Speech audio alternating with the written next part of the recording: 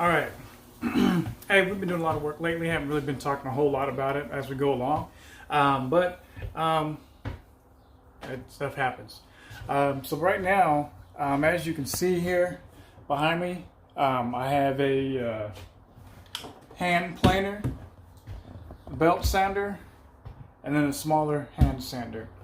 I'm going to be using those. As you see the countertop behind me, I finished that one up. You saw earlier. I'm just going to say it's a butcher block style countertop. It's not like the professional or official butcher block style because, well, one, we don't have the kind of tools and to do it exactly like that. Plus, I'm going to be doing a 4x10 countertop for the island, and I don't have a professional planer to put my planks through and get it smooth. So as many of you may know, the 2x4s aren't always exactly 90-degree squared off on the corners. Sometimes they're askew, they're at angles, sometimes they even have a little curve in them. That's because we're just using basic kind of a softwood yellow pine. And I know many other videos they say you should use a hardwood like an oak or something. Since it's our first one, I don't want to experiment with that costly of wood, especially with the price of wood being so high as they are now. So we're using yellow pine for the look. It's going to do us fine just in the meantime. And hey, if I get about 3-4 years or more out of it, then I'm good. And then we can revisit doing some harder wood, more fancy wood later. But for right now, we're going to be using yellow pine. So behind me, this is what we did. Here's some of the stain and treatment that we're going to be putting on it here later on. So that's the countertop there with my tools on it. But the next part is this countertop here. So this island is roughly 4 feet wide across, and it's just about 10 feet long. So I'm going to be building that as I go along. So what I'm going to be doing, as you can see here, let me flip this around. You'll see that I'm going to be putting boards down. I'll be having some seams and joints to kind of keep it, give it like a kind of a natural look, I guess you can call it. And I'm going to be building that and compressing the wood together and gluing the planks together and screwing them in from the bottom as I work my way across. As you can see, the kitchen here, got the switch for the garbage disposal we put in, and we have the faucet. So this will have to come off, and as I get to that point, we're going to have the boards and stuff like that. It's going to come up to about right here along the edges, so you'll have a little bit of the seam here, and then we're going to put some sealant and caulk, make sure water doesn't get past that. But that's what we're going to be doing. So the sink will be set below the countertop. The stove, there's actually a little nifty little thing that the wife wanted, and we put that in there. A little pull-up outlet, tucks out of the way. It's in there for right now temporarily. I'll have to unscrew it and make sure that my hole lines up when I put the top on, and reinstall that as well. Then here we've got the stove. It's in there because we've been using it temporarily, but once we put the countertop in, this will come in after. So this will sit on top of the countertop. This will sit in it or below it. So those are the things we're working on here. And like I said, I'll be just kind of going along as I get there, gluing, clamping it together, letting it glue dry, screwing it in, and then when I'm done, then we're going to get over here and get the planer, the sander, the fine sander as well, and get all that completed. So that's what we're going to be working on.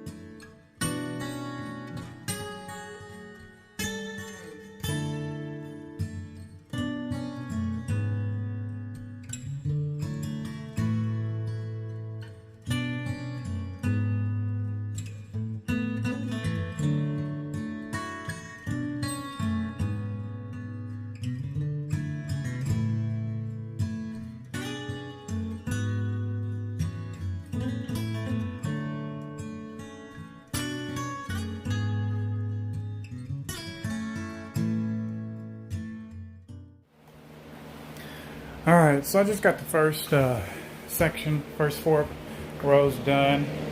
As you can see, it's not all as even as